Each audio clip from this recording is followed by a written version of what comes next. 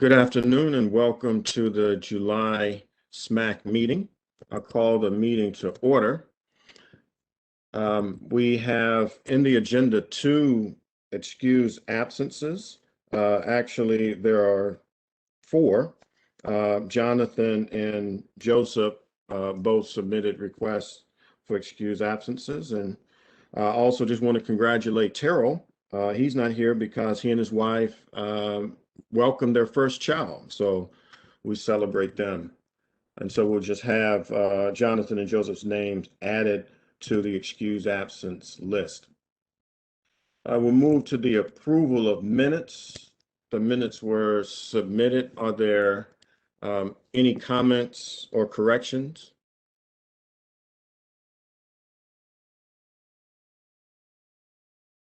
Hearing none, I ask that the minutes be, ask for a motion that the minutes be approved as given. Motion to approve is given. Second. All right, all in favor, raise hand or say aye. Aye.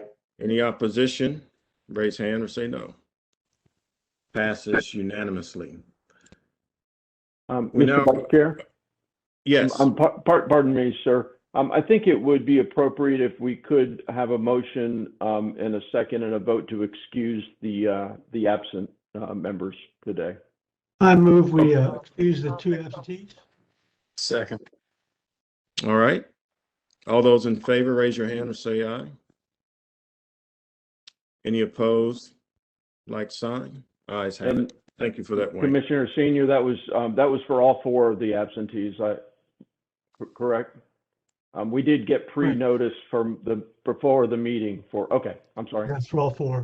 Just to clarify, thank you. Now the public comment. Wayne, do we have any emails or anyone in the chat? I have not received any emails. Let me double check the chat. I see no other requests for comment or comments in the chat. Let me see here. Oh, I'm sorry, hold on.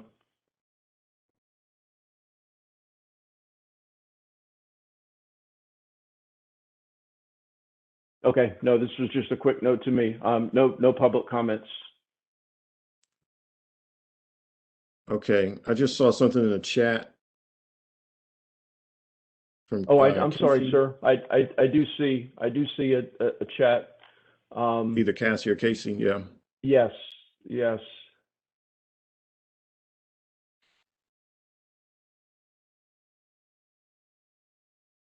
Okay, so I think this may be a question if the commenter related to drainage assistance. The comment is noticed the 3 projects up for discussion today are listed as 1, 2, 3. Would like to know how many more projects will be brought to the agenda this year. Thanks for taking the time to discuss my question when it is relevant to the meeting. So, Mr. Vice Chair, I can go ahead and give a brief response to that, and we may be able to address it more detailed under the drainage assistance item. But we did receive the same funding toward drainage assistance this year, which was, I believe, $1.75 million toward the drainage assistance program.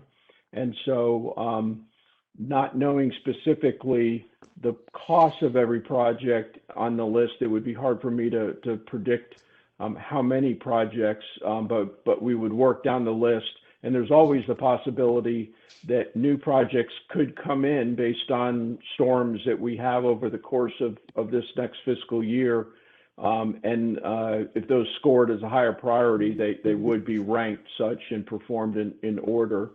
The other relevant item, and this is also another agenda item, as the commissioners are aware, we also received funding for the stream stabilization program, and that's another $500,000. That program is intended to help address some of the projects that were primarily focused on erosion issues that were on the DA list and thus did not score as highly because of they didn't specifically address public safety issues, but this stream stabilization program will also help us to complete some of those erosion-focused projects. And so as we will provide in this presentation today, we're working on a prioritization process to pull those projects out and prioritize them for that program. So we won't know the ranking of those projects until that process is complete, but there will be a presentation today about that. Thank you, Wayne. I just want to hold space, and if Cassie wants to respond or any follow-up. Thank you for the update. Very good. Anything else, Wayne? No, sir. That's all the comments that I have seen. Thank you. Now on to commissioner comments, and Mark is going to tell us a little bit about himself.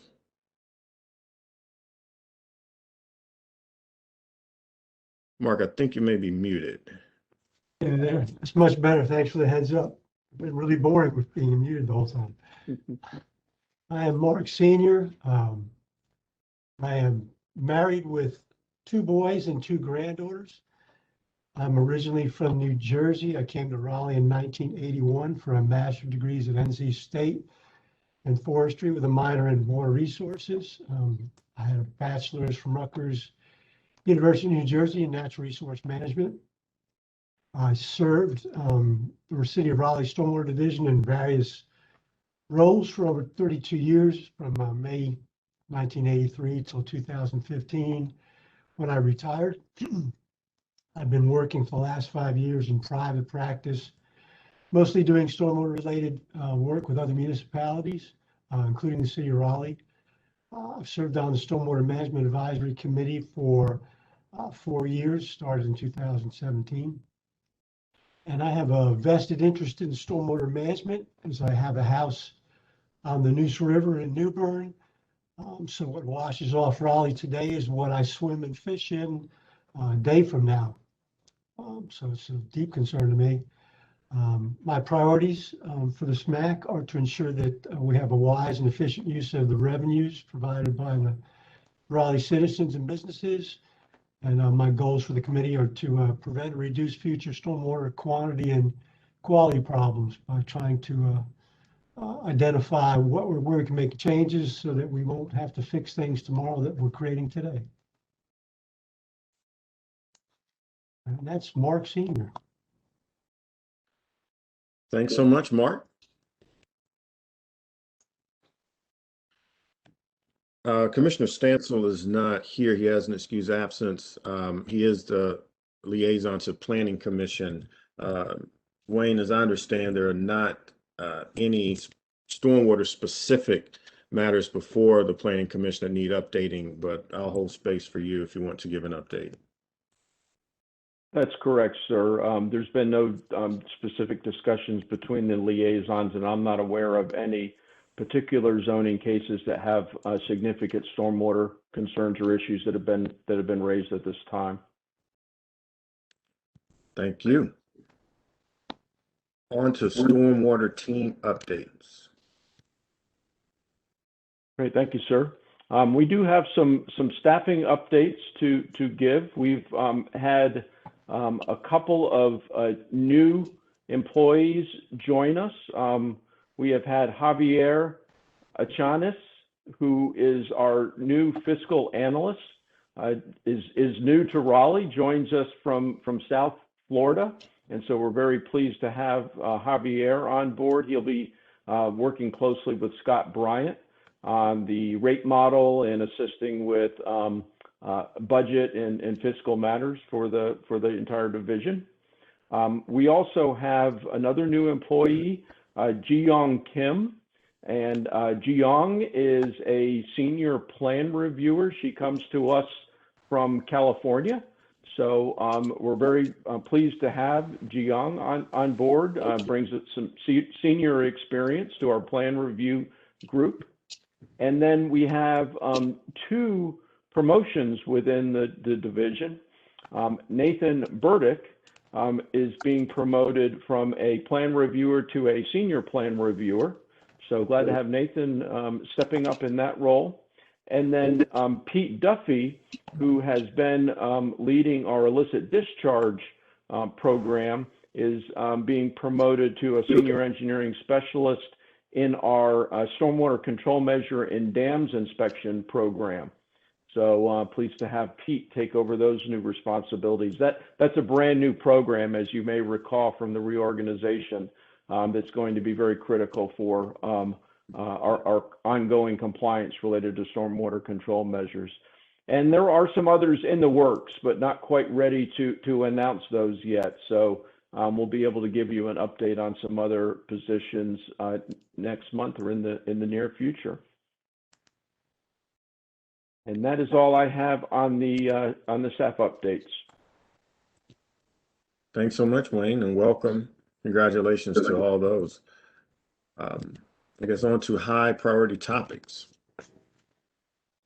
Yes, I'll introduce this and then turn it over to Kevin Boyer. But we were able to present at the Growth and Natural Resources Committee meeting that the council had on the GSI plan. So Kevin, a brief update on that, if you would, please.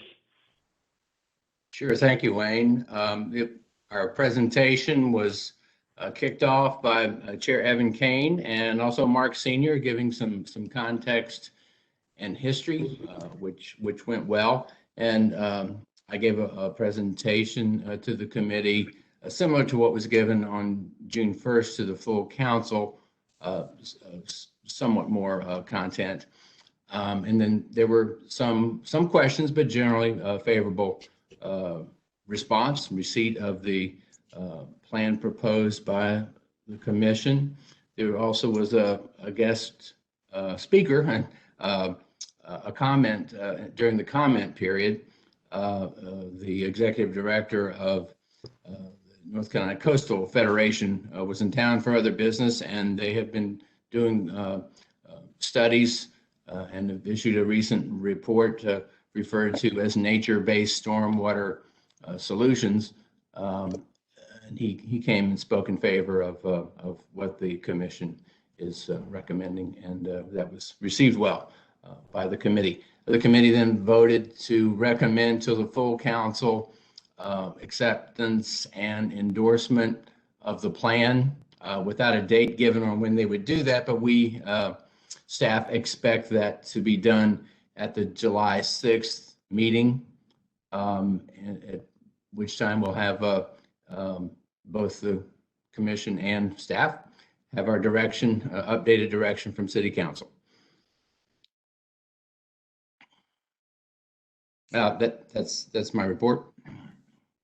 Yeah, I'd like to follow up Kevin's report. The one thing I found kind of surprising was that a lot of the questions from the Growth and Natural Resources Committee had to do with why this wasn't being brought forward as a mandate requirement as opposed to a voluntary incentive-based measure.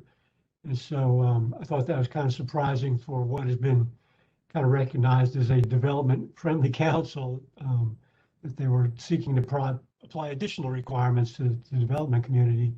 And we explained, what some of those reasons why we didn't pursue it that way were, and they seemed to be satisfied with that. But a lot of good questions from the committee. Thanks, Mark, for bringing that up. And really, when in the end, it was City Council that changed the direction to the commission. It was not a staff or a commission decision to not pursue that. It was a change of charge to the commission.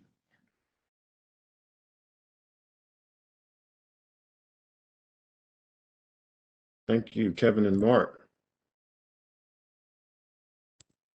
Back to Wayne for anything else, R3. Yes, there's an R3 update memo that was attached to your package. If there are any questions, Justin Harcum, who I believe is up next on the agenda anyway for the rainwater rewards agenda item, can address those for you. Yeah, thank you very much, Wayne. more than happy to answer any questions about the quarterly update.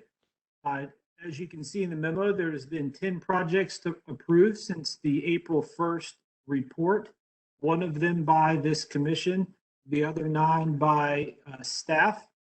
13 projects have been installed and completed and have started their maintenance period, and they are shown in green on the table. The approved projects are shown in orange on the table. And I also wanted to point out or note the additional column that has been added to this quarterly report. It shows projects that have triggered the nitrogen metric cap that the commission recommended at the February meeting and that staff has implemented since that date. And so there has been 4 projects total that have triggered that cap. And we wanted to capture that information and report that to the commission. So if there's any questions, I'm already happy to answer them. And if not, I can move into the next agenda item, which is application. Any questions for Justin? All right, since there are no notices prior to construction, Justin, you're up again. All right, thank you, Amon. I have one application for the commission today. It is an underground cistern located at 814 Woodburn Road. It is in the Pigeon House branch watershed, so it's eligible for 90% reimbursement. So I'll let Kelly catch up here with the slides. Thanks, Kelly. Can you put it in presentation mode, please?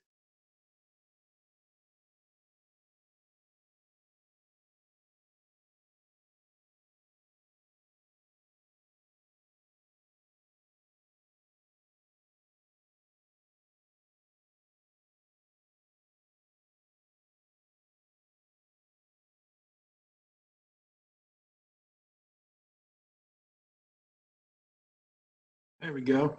All right, as I was saying, it's in the Pigeon House branch watershed, eligible for 90% reimbursement. It is an underground cistern, a fairly large cistern, 4,500 gallons.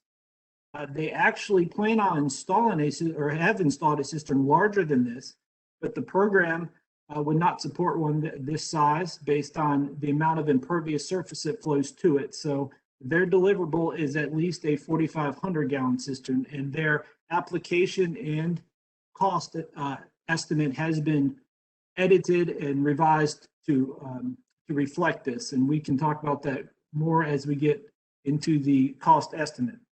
This large cistern is treating right at 3,600 square feet of runoff. It is on a lot where there was a demo, and they're reconstructing another house in its place. Next slide, please. The applicant originally met with stormwater staff back in March prior to any construction. The home construction schedule pretty much necessitated them moving forward prior to being able to have their project reviewed by the commission. We received the full application after the lead time needed to get this project on the June agenda. So this was obviously pushed to the July agenda. And as mentioned before, they are installing a 5,025 gallon cistern, but the program would only support a 4,500 gallon cistern, and the price has been adjusted. They are, as a property, under their impervious surface limit, and the latest permit that has been pulled after a check with our active construction staff is that they're still well under 2,000 square feet under their impervious surface limitations on the property. So this project is above and beyond what is required here. Next slide, please. You can see the cost breakdown, and the policy does require that the applicant receive or obtain 3 cost estimates prior to reimbursement. Due to the point that this project was or is at, have it be installed, they went ahead and have obtained these 3 cost estimates. Their lowest cost estimate is shown here, the $29,000 price tag. You can see the breakdown in cost, and then the city contribution and petitioner contribution here. There's no questions. Next slide, please. All right, as you can see, we've revamped the water quality considerations table here. We wanted to make sure that we honed in on the total nitrogen removal. And so you'll see that the overall metric is not, or is not too bad considering it's a 10-year maintenance period and it's capturing over 3,000 square feet of impervious surface runoff. And you can see here the 4,710 pounds of nitrogen removed over the life of the project. The cap recommended by the commission in February sets this number at $7,000 per pound of nitrogen removed over the life. And so this is under the cap. Next slide, please. This further illustrates where this project compares to other underground cisterns only. And you can also note that the Penrode underground cistern directly above this was approved last July meeting. All right, next slide, please. Typical maintenance for an underground cistern. Once again, this is a 10-year maintenance period. Next slide. And I'll take any questions about this project, or any of this information on these slides. Thank you for your presentation, Justin. Are there any questions for Justin? Yes, this is David. I'm not very familiar with the cost of underground cisterns, but just quickly Googling, I see 10,000 or so being the cost. I noticed 17. I don't know. It just, are you comfortable with the estimate proposed? I guess is a simple question, Justin. Personally comfortable. I compared it against the other three estimates, and it is the low estimate. I don't know if I feel comfortable weighing in saying that is the cost. That is the lowest cost of a cistern. What I guess you have to factor in, and what they're factoring in, is the cost of acquiring that, transporting it to the site, installing it. All of the costs associated with installing that cistern. And I can't really speak to it. I feel my role is to review those applications as they come in and compare it against the other estimates. 10-4, that makes good sense and changes things quite a lot. I'm glad to see this being proposed. Hey, Justin, Mr. Mark, do you have a breakdown of the cost estimate? I do. Can you go back to that slide, Kelly? Is this what you're asking for? Yeah, that's what I wanted to take another look at. Staff did have a question about the filter with access manhole being $4,900. And Kelly, if you would go to the very last slide, please.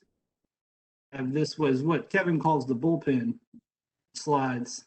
Keep going, one more. Right here, this is the inflow filter structure. It's made for a single access point where all downspouts can connect into this single unit. It's supposed to be both durable and easily accessible, so that it can be cleaned in one location. I wanted to include this because this was one item that I was not familiar with prior to this project. Yeah, I mean, I have an experience with a cistern myself.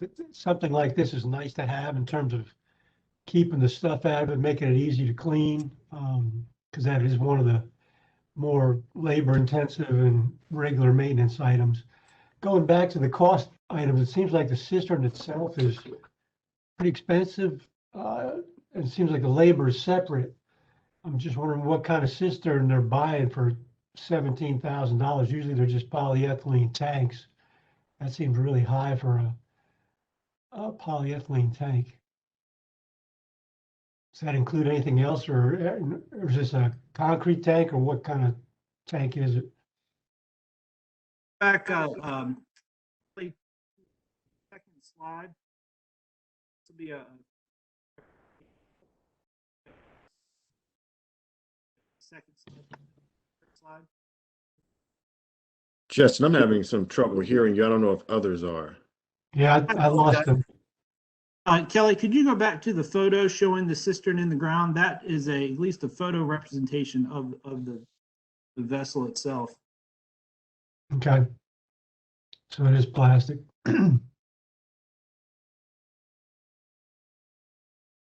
yeah, I mean, as long as that cost comes out, I mean, I'm assuming they got a bid on it, so that's what it's going to cost. That just seemed kind of high.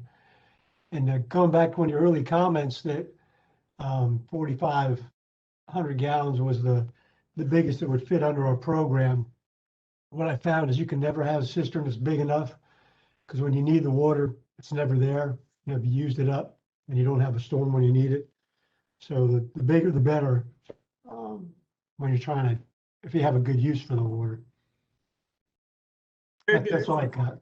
Very good point, Mark. And I should probably elaborate a little bit on where I was coming from there and where the program stands on that. So we do require our projects to be sized for the 1-inch rain event. That's where the majority of the pollutants are going to be carried off is in that first 1 inch. We do require passive drawdowns. And so we want to have a benefit for the homeowner or the applicant. And so we allow a cistern that's twice the size of that 1-inch rain event, with the expectation that the passive drawdown will be at the middle of that system. And so anything beyond capturing that first 1 inch of rain, we typically have the applicant take on those additional costs. And in this case, it's a matter of $500, $500 or $600 difference between the two tanks.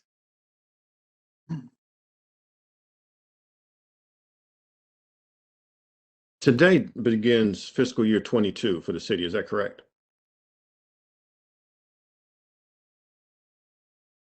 Yes, sir.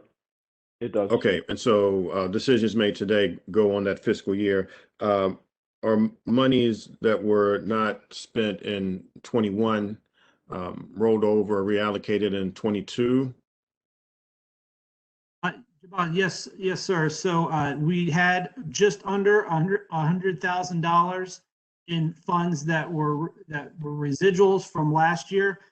They roll over into the balance to be used by Rainwater Rewards into fiscal year 22.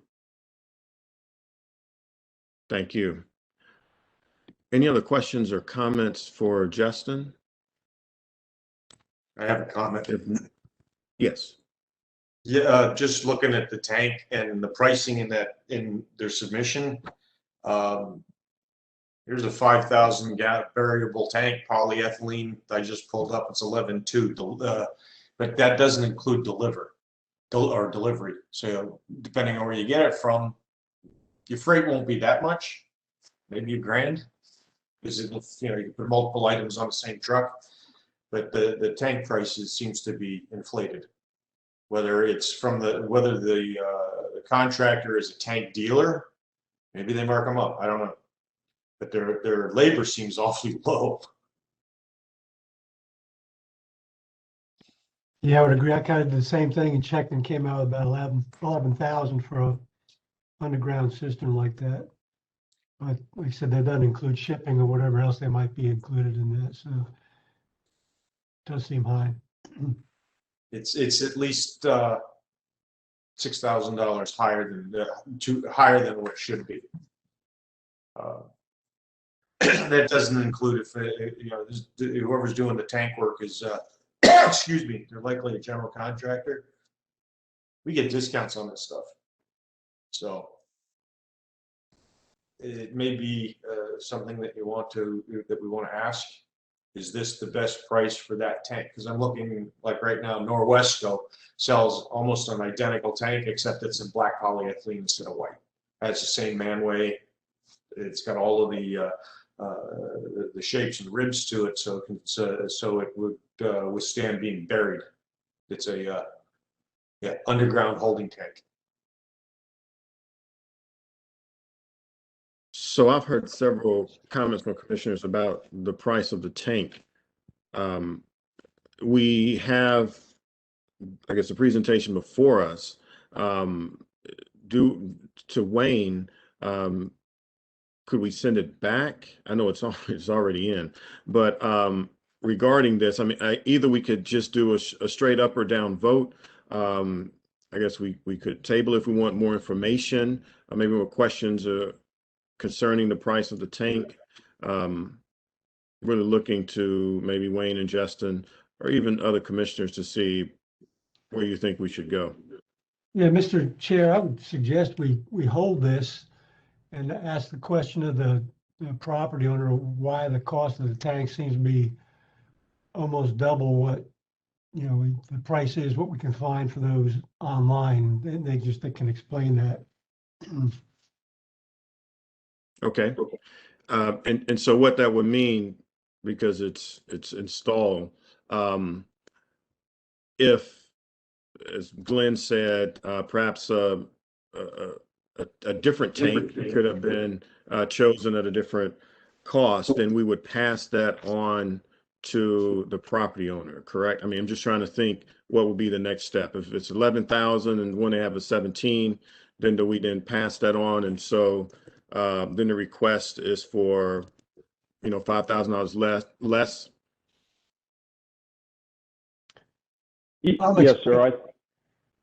I think that would be an option, sir. We'd be glad to go back and look at the cost breakdown details a little bit more. We could even go and do a more thorough comparison with the other two bids that were presented, and look at some other costs. And if it seems appropriate, we could suggest an alternate reimbursement for your consideration if it does seem like there's we see there's evidence that the tank itself may be a little bit higher than the market value. And I'm expecting that they may have a good reason why that price seems so high, and maybe something in there that we're missing. It's just be nice to have an explanation before we boss it. Okay. So Wayne, if you and your team will do that, that sounds like a good move, and we will revisit this in August. I don't think any motion is necessary because we're tabling. With that being said, we can move on to Chaz for the drainage assistance project reviews.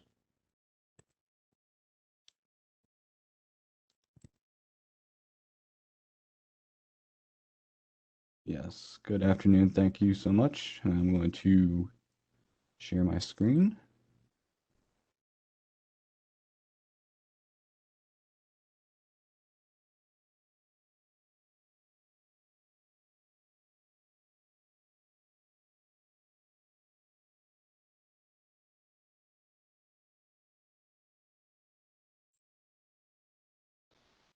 While I'm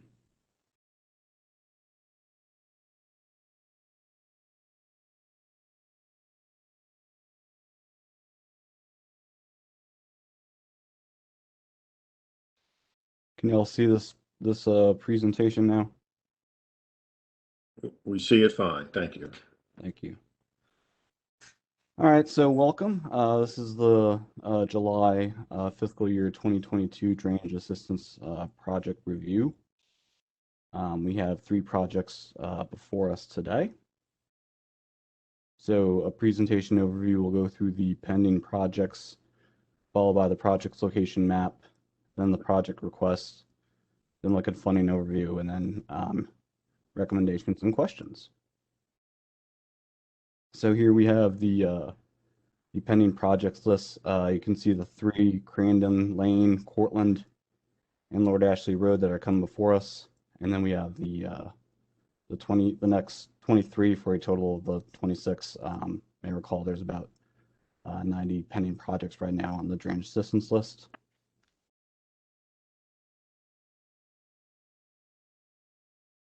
Okay, so on to the map. Here we have, here we have Crandon Lane, we have Cortland Drive, and then 200 Lord Ashley right here.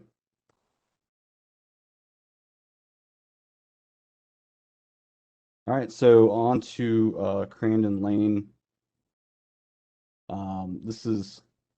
We have 3 pipes about 120 feet in length, and you can see how close that they are to the structures. We did CCTV the pipes a few weeks ago, and we saw that they can be we can have CIPP. There are some joint defects.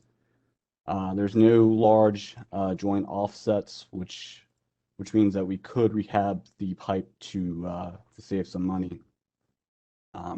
Rather than going and trying to replace this, you could imagine that if we went in and we tried to replace this, that it'd be kind of difficult with those 3 pipes and the proximity to the houses. So this is the outlet of the 3 pipes. Right here is, you can see the general location of the pipes and the proximity to those houses. In the CCTV, it showed that we may have to add an outlet on the southernmost pipe. That would be at the curb line of Crandon Lane. So are there any questions about Crandon Lane so far?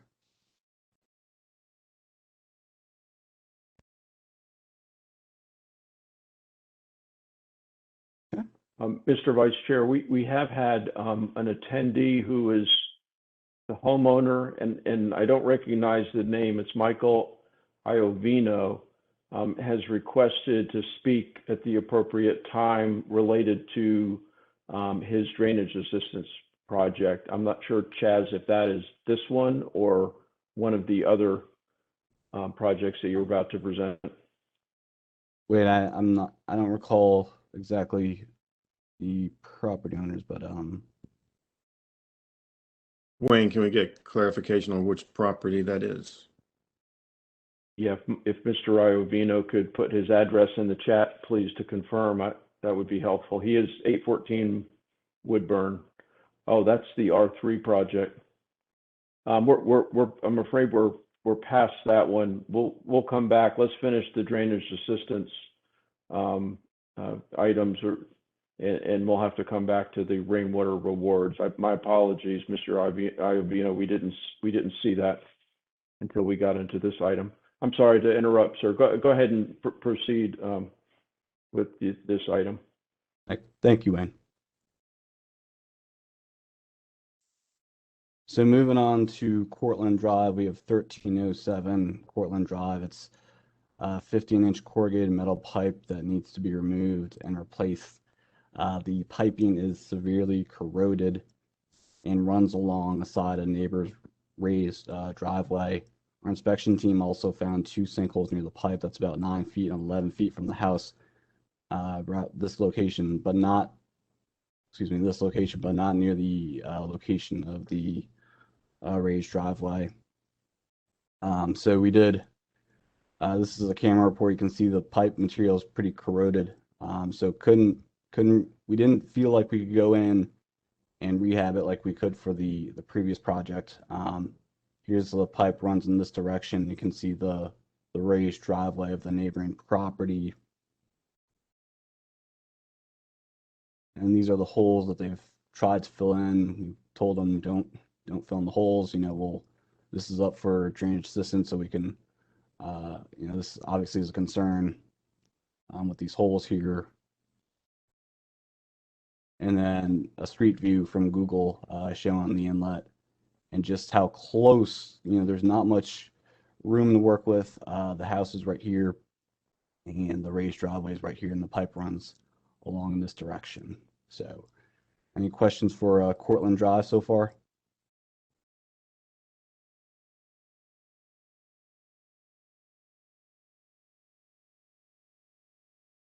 Okay, moving on to Lord Ashley Road. We have about 250 linear feet of concrete pipe that needs to be removed and replaced. The piping includes a blockage right about this location. In that location, there's a retaining wall. Downstream of this 15-inch pipe, there's a 12-inch pipe. So we've got a situation where we've got some flooding going on here. What we want to do is we would like to reroute the pipe, and I'll show you on the next slide. Reroute about this area, have an open ditch over here, because we would like to reroute it because you can see the pipe location, the proximity to the house. Just abandon that pipe. It's going to be very difficult if we try and go in and replace it. So put a junction box right here on the right of way, and then install a pipe in this direction, and then try to essentially do an open ditch as much as we can, to save some costs. So this picture shows the retaining wall and the blockage right here. As you can see, it would be really hard to rehab it like we did on the Crandon Lane project. So we would want to go ahead and reroute and abandon the pipe. And then here's a picture showing the flooding, just to give you an idea as to what's going on.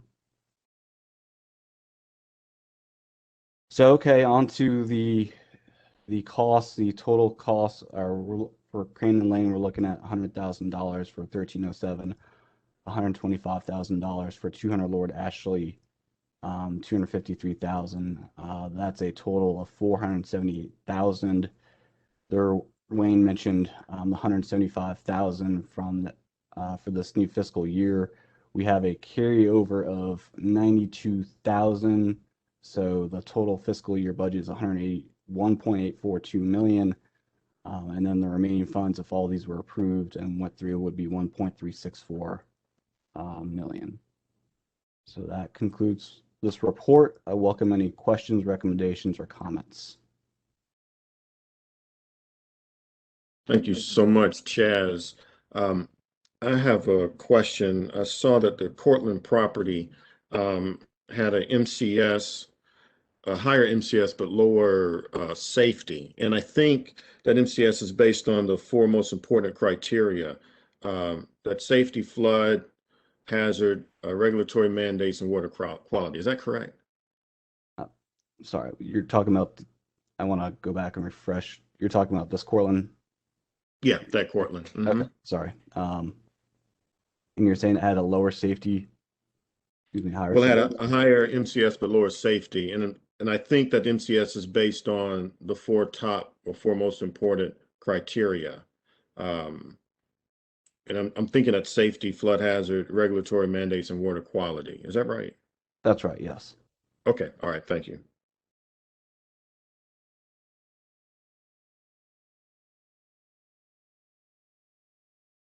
Are there other questions or comments for Chaz?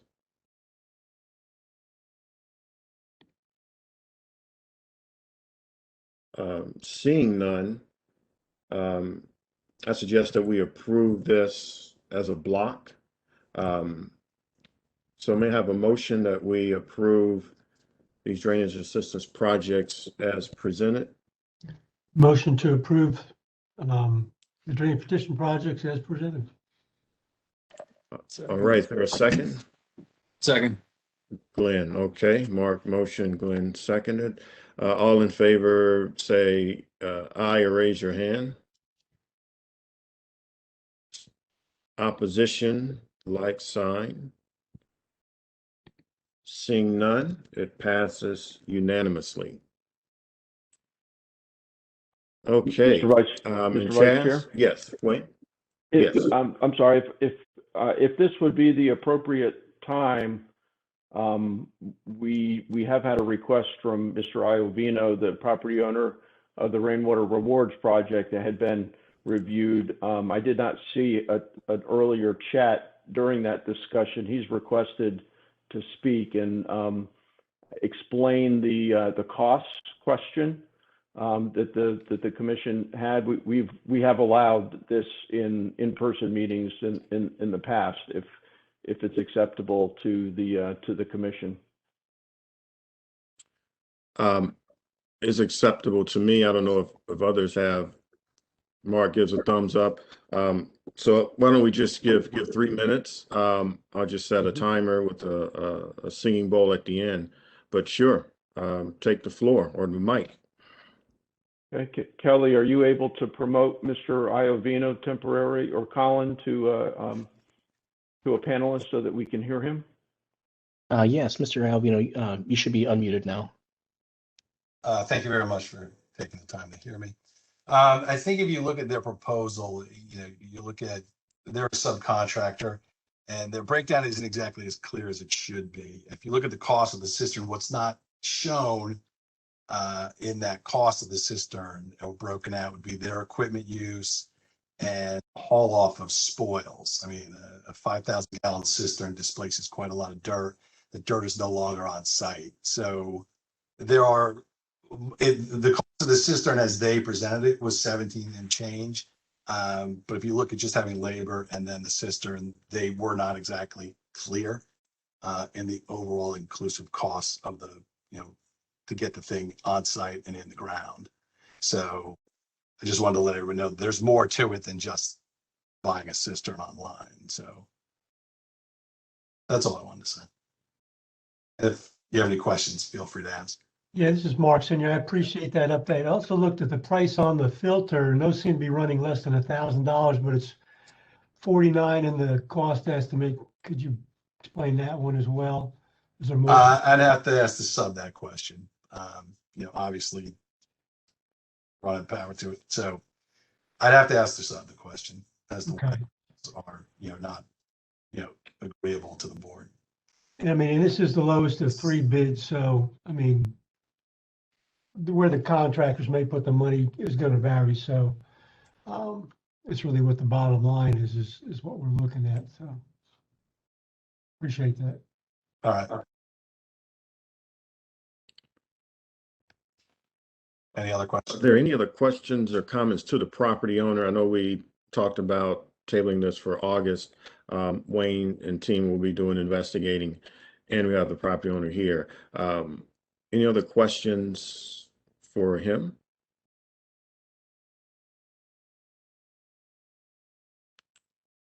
Okay. Hearing no other questions, to the commissioners, I'm wondering, has anything been said that any information given that would make you want to vote now, or do we want to wait until August when Wayne and team do more investigating? I still believe we need additional information or better detail from the contractor. Some of those numbers are just, they're quite large compared to a quick search.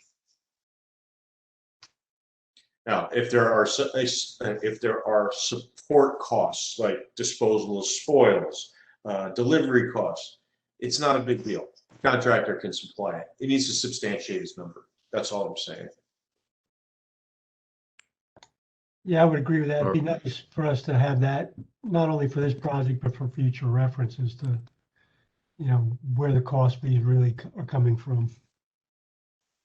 Okay, so we'll continue. And as Mark said, in the future, if we can have that detail, it would be very helpful.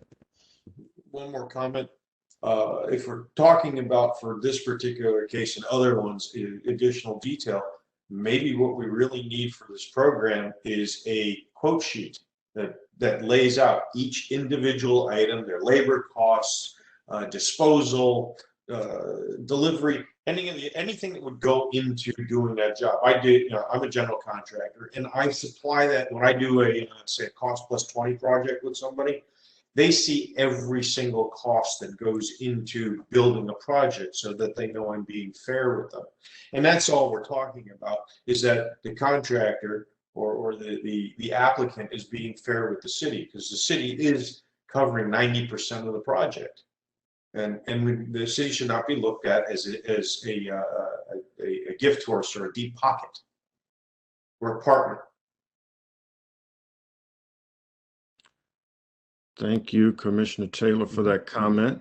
And maybe Wayne and team could take that into consideration. The more information we Absolutely. have, the better decisions we can make. I think that's a good suggestion. We'll definitely take a look at that. Any other comments on that? All right, so Chaz, you still have the mic, stream stabilization program. Thank you so much. And just want to get another confirmation, please, that you can see this introductory slide.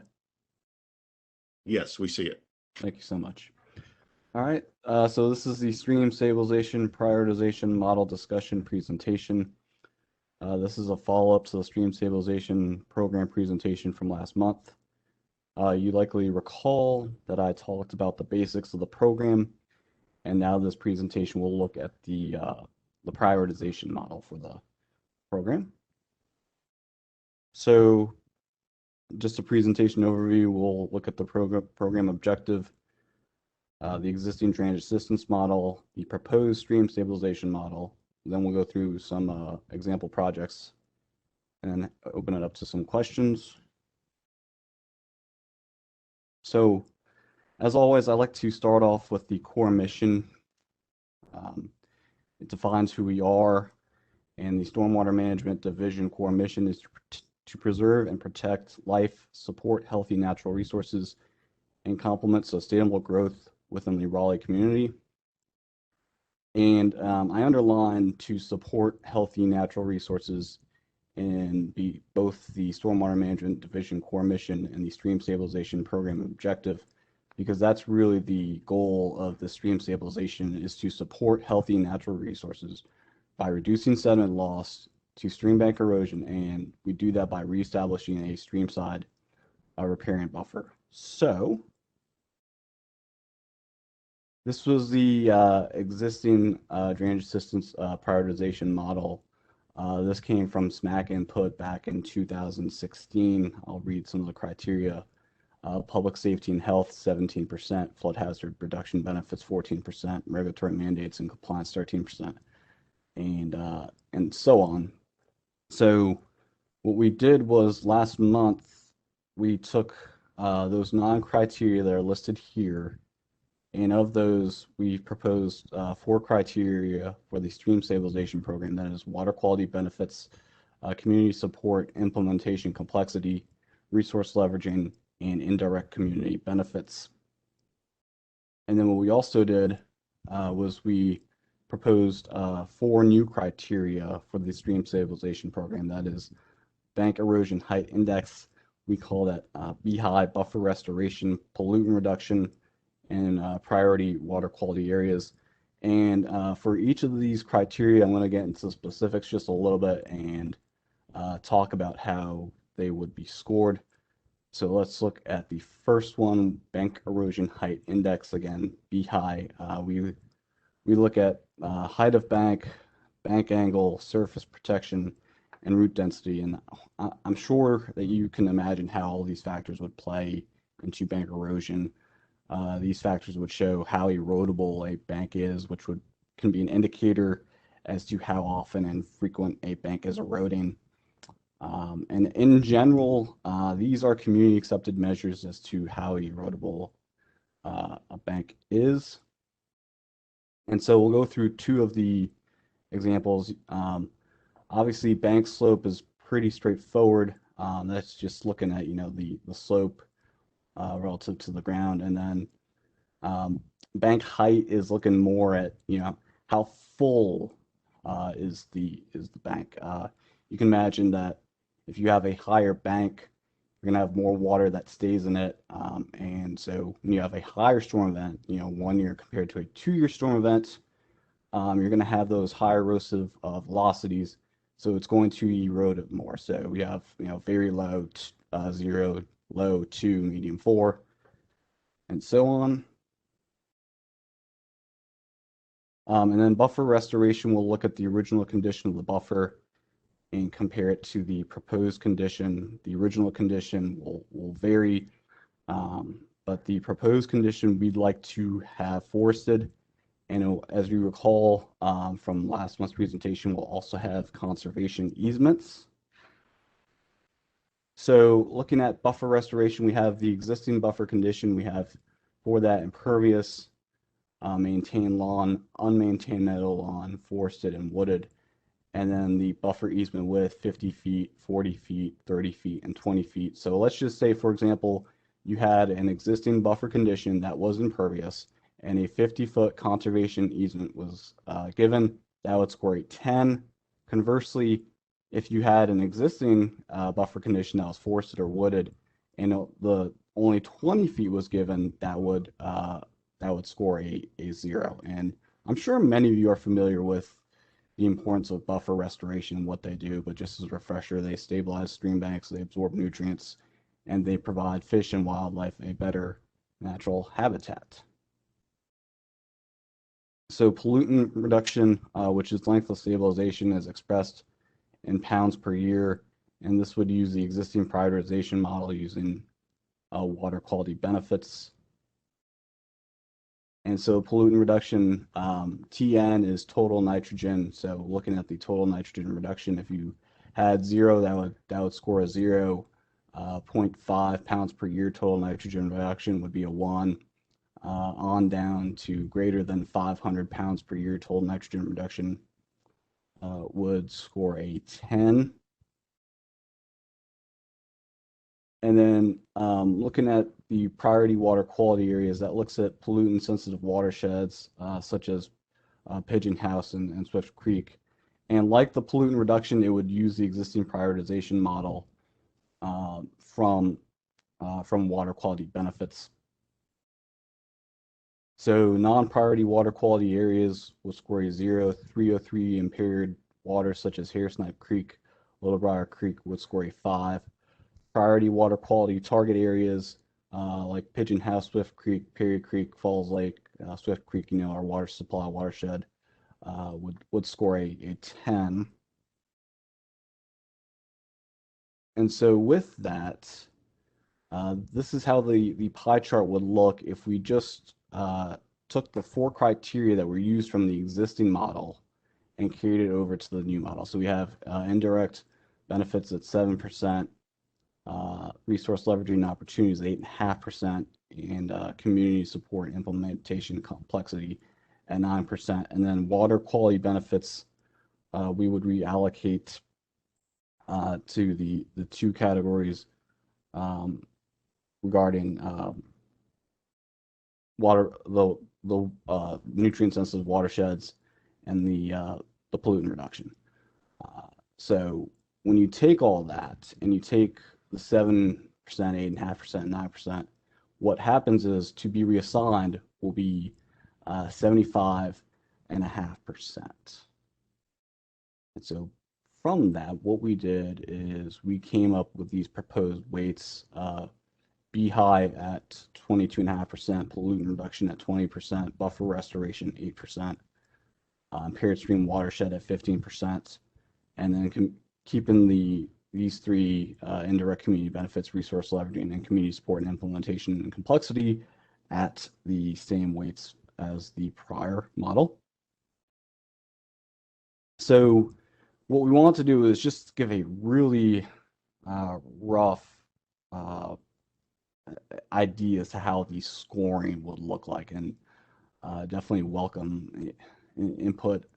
But it gives you an idea is if you take, for example, project 1, which would focus on severe erosion,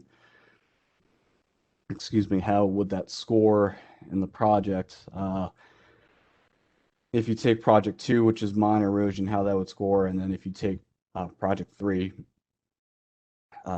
which is focusing on pollutant reduction, how that would score. And what we wanted to do is we wanted to remember the 3 areas that we had transferred, we kept in the existing model that we're transferring over to the new model. Just keep those the same so that really the key drivers are the 4 criteria, and gives you an example as to how they affect the scoring model.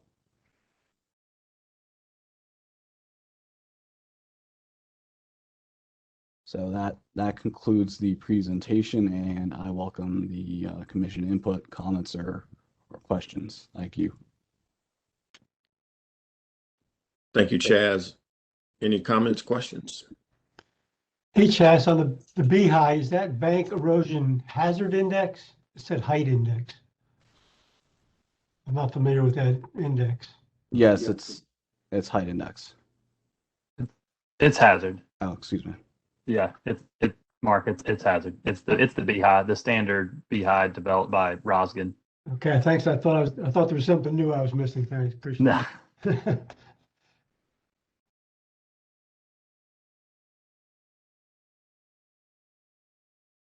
Well, looks Chaz, good. do you Makes mind? sense. Sorry. Yeah, go ahead. Sorry. Oh, yeah.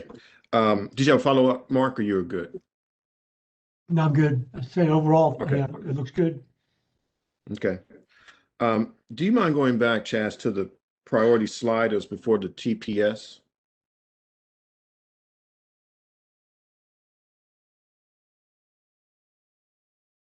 Are you talking about this one? This slide, yes.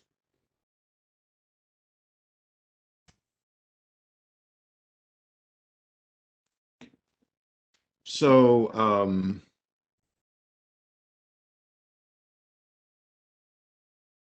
how are these determined?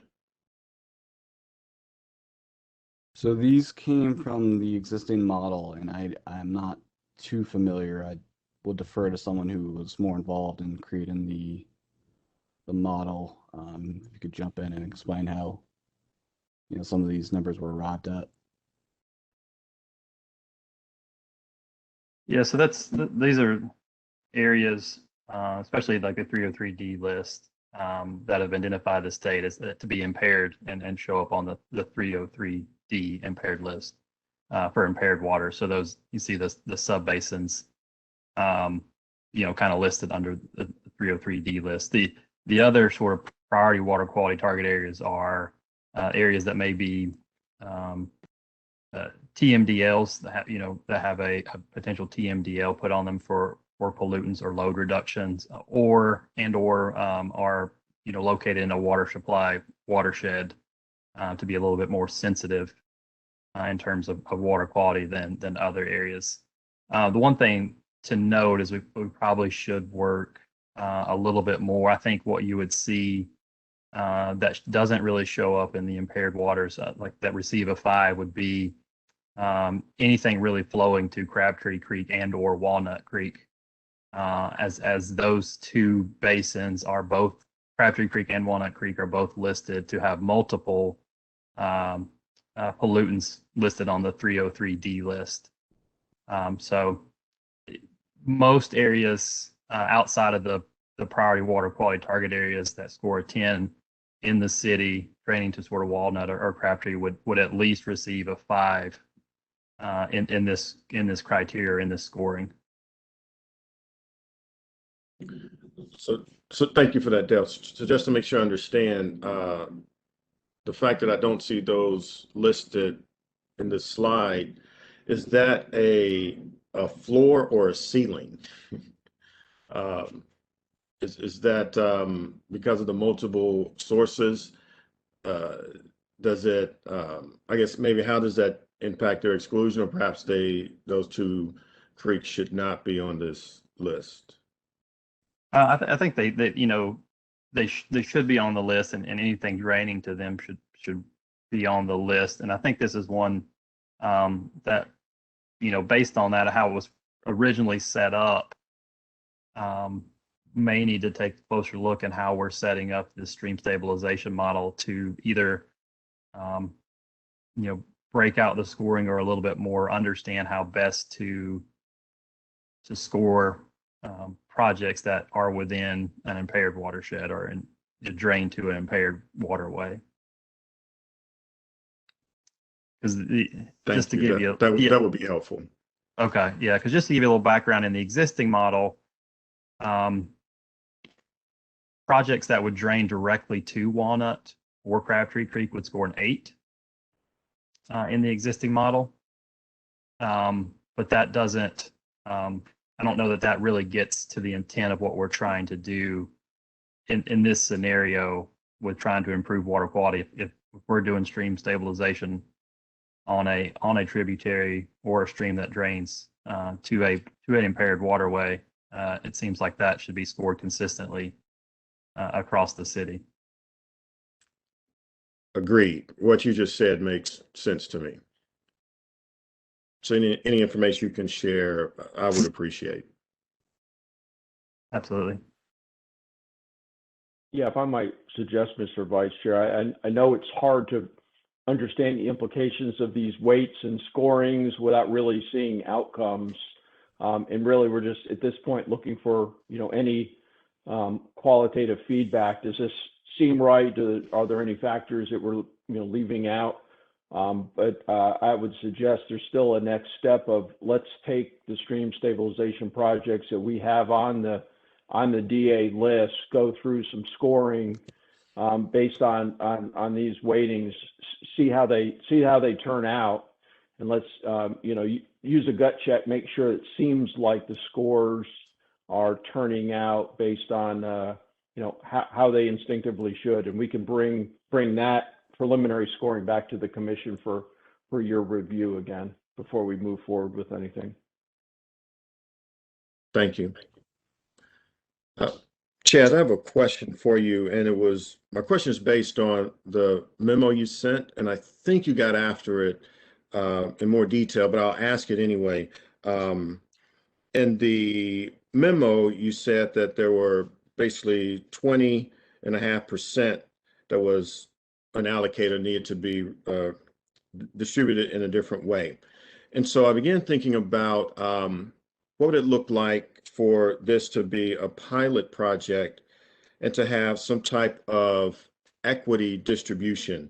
I think about Susan Cooper's R3 presentation as an intern last meeting. I think about Sharanya's presentation about flood impact. And as I think about what Suzanne said, is that her finding was intriguing, that high income areas are more apt to participate in R3 programs. And so with that statement, it makes me think that then the converse is true, that lower income people may be less apt to participate in R3. And then that would be the demographic that could actually use it, I would say most, because of income insecurity. And so what would it look like to have some type of weighting, what I would call equity weighting, looking at historically underserved areas, AMI, or some area as a means of measuring equity. Now, as you were presenting, I saw that you had the indirect community benefits and then resource leveraging. Perhaps that gets after this. But again, my question is based on the memo that you sent that I didn't have this presentation in front of me. Any thoughts on the 20.5% being distributed in some type of equity way, or just some type of equity weighting? I know currently we don't do that. So I'm just curious if Chaz or others have thoughts on that. Yeah, I'd like to chime in on that. Thank you. That was a very good question. I think it's absolutely important. I think when you look at the drainage assistance model and you look at the areas of those projects, you'll notice that it's mainly north of downtown area, and we've seen very few projects kind of south of downtown.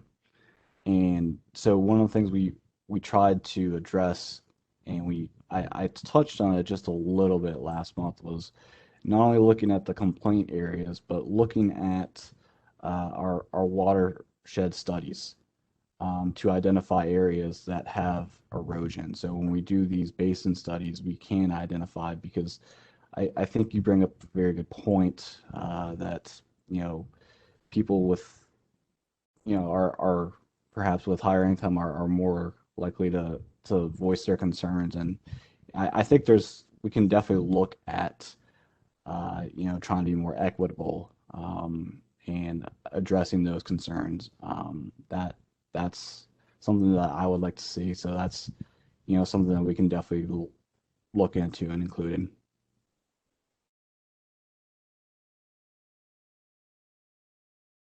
Thank you. Any other comments from commissioners? I do have one, and this is in regard to, I believe, the last slide. Can you go back to that one? Sure. You mean the slide? It's got, let's see, pollution reduction. Yes, I guess the question is for the pollution reduction, is that discharges, or are we talking runoff as far as pollutants? So that's looking at the total nitrogen reduction that was came from a couple slides earlier prior to this, and looking at essentially total nitrogen per year, pounds per year, and using the existing prioritization model that has been used. And essentially what you do is you take a linear footage, and this was done by Chesapeake Bay watershed supply or watershed study, and applying those metrics to figuring out based off the length of the length of the stream that you're repairing, and converting that essentially to a pound reduction of nitrogen. I guess just the thought process there was the way those would be tackled would be very different. Is that fair to say, for like an erosion problem versus a nitrogen issue? Those would be kind of handled separately. Well, yes, I think, when you repair, there's definitely some benefits to repairing the buffer, so you would get some nitrogen reduction benefits. I think that goes into, some of it ties in just a little bit into the buffer restoration parts that I talked about. Thank you. Thanks for your question. Anything else for Chaz? Very good. Thank you, Chaz. And now we are on to Scott. Hello. Let's see if I can get my screen to share. Just a second. Colin or Chaz, can you give the presenter thing? Thanks. And Mr. Vice Chair, while Scott's bringing that up, this is Wayne. If I could just give a little bit of quick context and introduction here. This presentation comes from an ongoing discussion and collaboration between Stormwater, Parks, Recreation, and Cultural Resources, and the Office of Sustainability, looking at ways that we can cooperate related to several strategic initiatives the city has. Ours directly relates to green stormwater infrastructure, as you'll see. Other initiatives related to open space and tree coverage. And Parks and Recreation has come to us and proposed this Biophilic cities as an opportunity for documenting that classification. And so Scott suggested a presentation to the commission. We thought that was an excellent idea. So we appreciate Scott coming and talking to you all about that. And I'll go ahead and turn it over. Scott is the Assistant Director in Parks, Recreation, and Cultural Resources. So I'll go ahead and turn it over to Scott. Thank you, Wayne. Can you all see the presentation okay? Yes. Okay, very good. Thank you. Thank you, Wayne. Thank you, members of the Stormwater Management Advisory Committee. I will have to take a moment here and say, Mark Sr., it's good to see you again. Yes, I am here to talk about an opportunity presented to us about biophilic cities and trying to understand if the city of Raleigh is ready to join. So I'm going to move through a little presentation to give you some background on biophilic cities. In September of 2019, Dr. Timothy Beatley, who's a researcher on biophilia at the University of Virginia, made a presentation at Flowers Cottage during some of the Dorothea Dix planning processes. And attendees there were very excited about this opportunity, the language he was talking about the concept of biophilia, which I'll define here in a moment. It led to a series of presentations. There was a staff member who made a presentation to our Parks, Recreation, Greenway Advisory Board about biophilic cities. And then former City Council member, Ms. Mandel, who had attended the meeting at Flowers Cottage, was also excited about the opportunity and placed a reference on to the Parks Board and the Environmental Advisory Board about what it would take to determine if Raleigh is ready to join the Biophilic Cities Network. So we had this kind of direction handed to our Parks Board. It was part of their approved work plan for the year. And we had started down that path. A staff member had a conversation introducing the Biophilic Cities concept to the Environmental Advisory Board. And then we had the pandemic. So everything kind of slowed down a little bit. We restarted in February with the subcommittee of our Parks Board called Sustainability, Urban Trees, and Wildlife. That committee chair is Marcia Jeanette Presnell, who sometimes attends the SMAC meetings. So that's the SWAT committee, as we call them, has kind of reinvigorated this effort on what a biophilic city can be. So Dr. E.O. Wilson, a biologist, posited in his book in 1984, Biophilia, that the human species has grown up with nature. He kind of defined biophilia as that innate emotional affiliation of human beings to other living organisms. Innate meaning hereditary and hence part of the ultimate human nature. We have grown up with nature, and nature is part of our experience.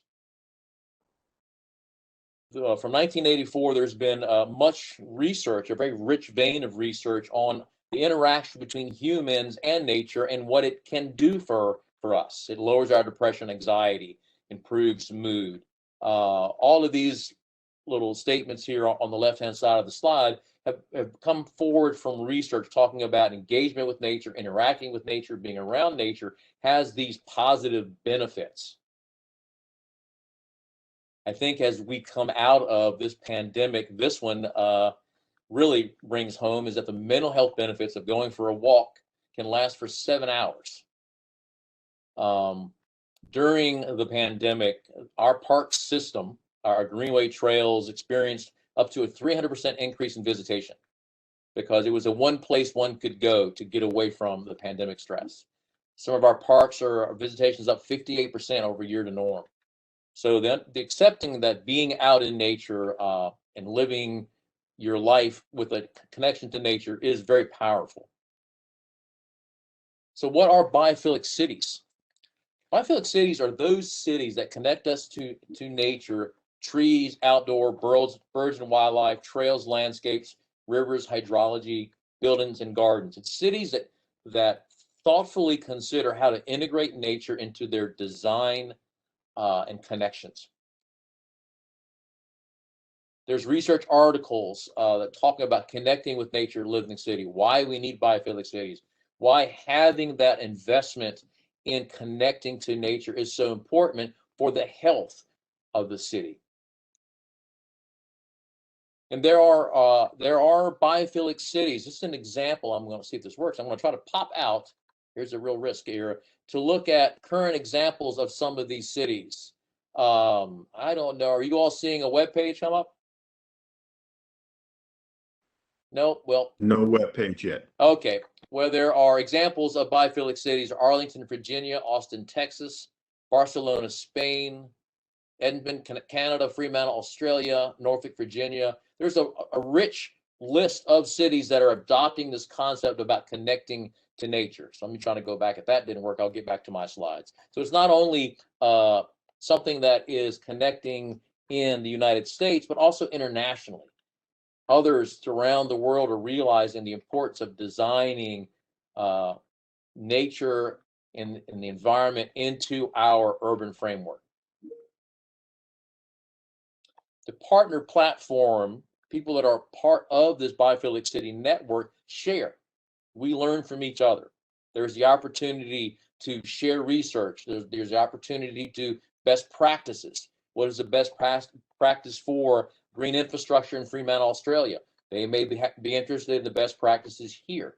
So there's opportunity to leverage this other good work in urban design with the environment through this partner platform. City-to-city exchanges here. San Francisco hosted Singapore to talk about bird-safe design. How, when you're building these new buildings in urban settings, how are you making sure that they are not interfering with migratory paths?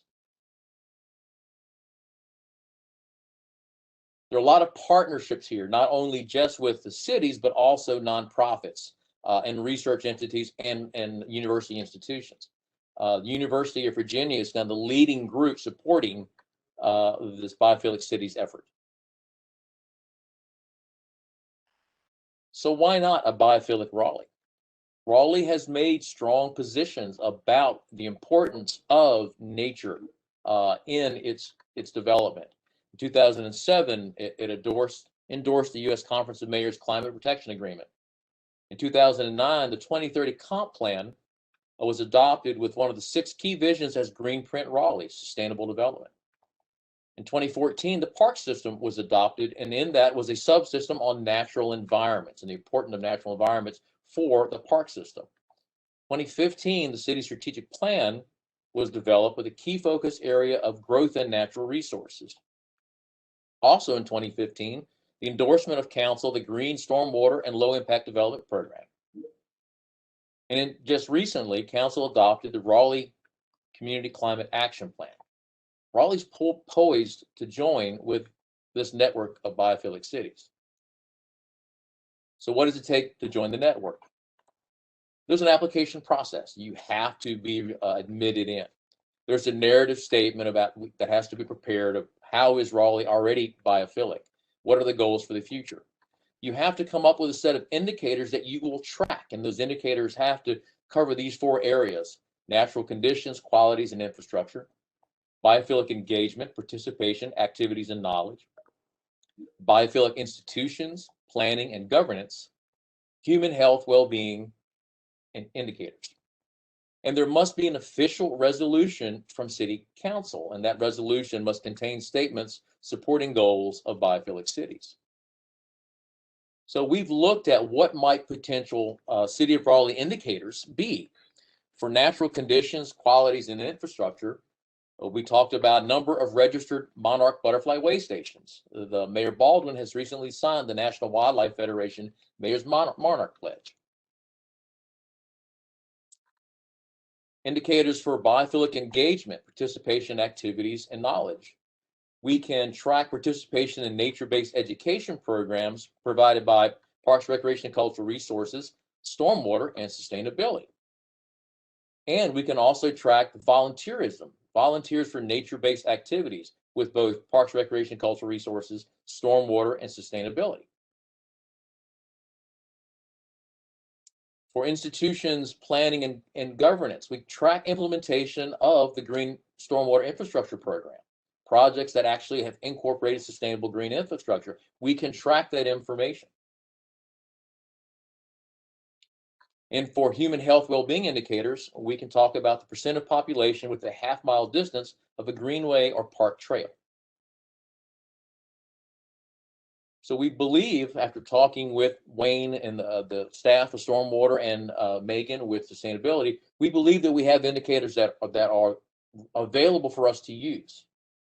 So the next steps in this process is the SWAT committee, Sustainability, Wildlife, and Urban Trees, has moved direction forward to our Parks Board for meeting in July this month about, yes, we're ready to move forward and make a presentation to council, draft a resolution, and move forward to try to become a member of the Biophilic Cities. We'd like to place that resolution in front of council late August, early September, depending when we can fit on agenda. And we would love to have a letter of support from SMAC and the Environmental Advisory Board to accompany our presentation to council. Are there any questions that I can answer at this time?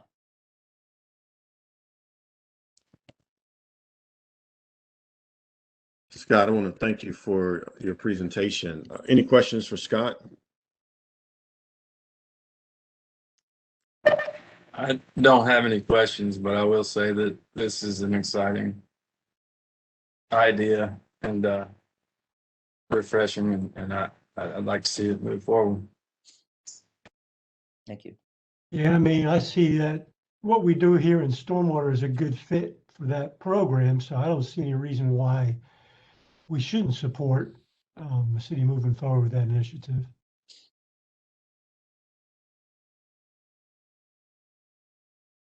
Scott, I enjoyed your presentation. Currently, I'm reading the book, The Healing Code of Nature by Clemens G. Harvey. And much of what you talked about, well, much what the author talks about, I saw in your presentation.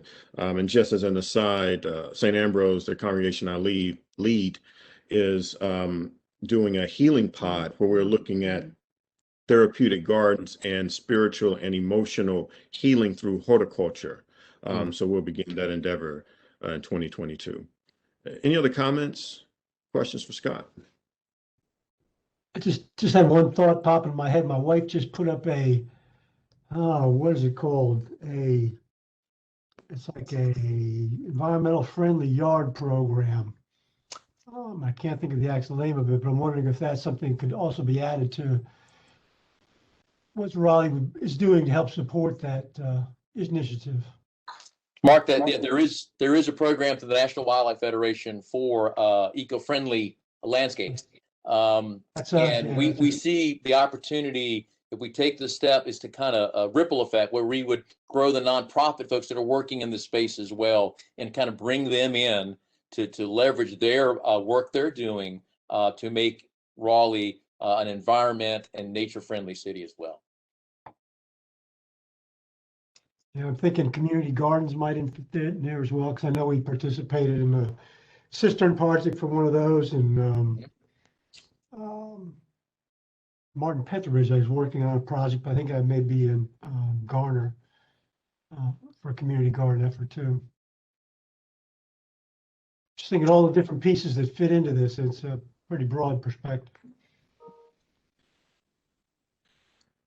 Scott, you mentioned a letter of support from SMAC. I think our bylaws do not empower the chair and vice chair to speak on behalf of SMAC. And so I also know that drafting a letter by commission or committee could be challenging. So I'm just wondering the best avenue for that. I mean, we could, vote today if we, support this, and then a follow-up letter. Of course, perhaps we can do this electronically. Wayne, you have any insight?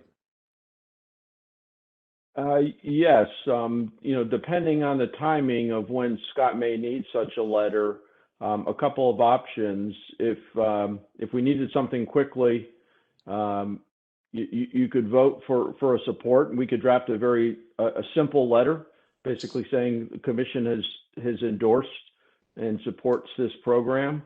Or another alternate may be we could work with Scott to draft a little bit more detailed letter and bring it back at a future commission meeting for you all to review and then endorse more specifically. And Scott, I don't know if you'd have a preference on either of those. I'm not sure the timing of when you're looking to make this submittal and get the endorsement. I think, like I said, we would look late August to September to even get in front of council. So there may be a little time if the commission feels a little more comfortable with that instead of rushing a vote now, thinking a little bit, that would be great. We could wait and have a letter that you're all comfortable with would be fine. Thank you. What do other commissioners think?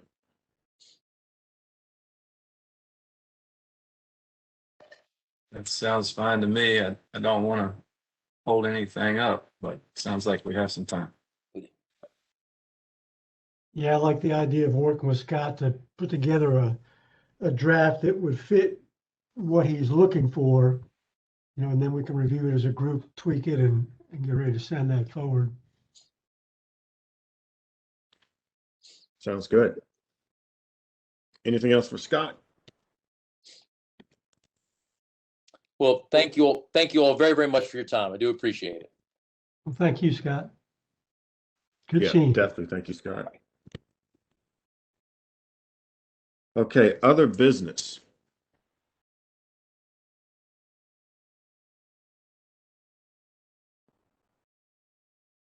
Seeing no one move, I think this is signaling that we perhaps want to start 4th of July a little bit early.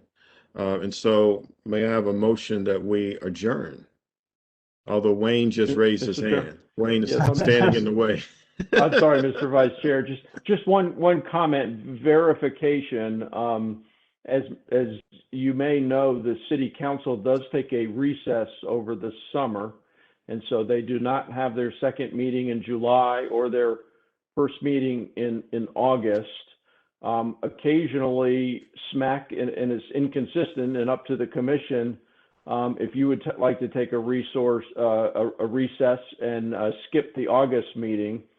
It sounds like that may have implications to how we move on Scott's letter, but we could always do that by email, for input, and depending on the timing, it may work to bring it back to the September commission meeting and still have time to do that. But I just wanted to throw that out there as an option if the commission would like to consider taking a recess in August for the commission meeting.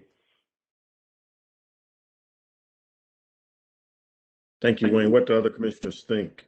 We have Scott, and then the property that was on the agenda to vote today, which we said we'll take up at the next meeting. So that would mean the September meeting. What do other commissioners think about not meeting in August?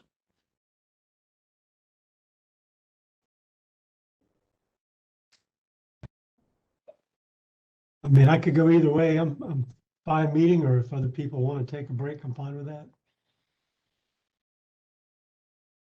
Take a side break is always good. We can get the couple things done. We need to move forward by email, as Wayne suggested, or something like that. I think it's always a good idea to, if we can squeeze it in, take a break. Okay. On the property, it doesn't, well, can we vote via email for that? Yeah, no, that's what I thought. So that's September. I don't think so. Yeah. Yeah, I think we would have to push Okay. that back to September, sir. Okay. All right. So it sounds like there was some energy around not meeting in August. Is anyone adamant about meeting in August? All right. So our next meeting will be the first Thursday in September, whatever date that happens to be.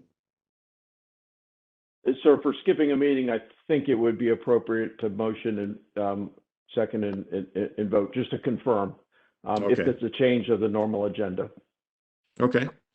May I have a motion that we skip August and reconvene at our normal September meeting? So moved. Okay, Ken moves, second. Second. Mark seconds. All in favor say aye or raise your hand. Aye. Any opposition? There you have it. Anything else? No, sir, that's all I have. Thank you. All right, so may I have a motion that we adjourn? Glenn So moved. moves, Mark seconds. All in favor? Aye. Any opposition? Okay, enjoy the 4th. Thank you for your time. Everybody have a great holiday weekend.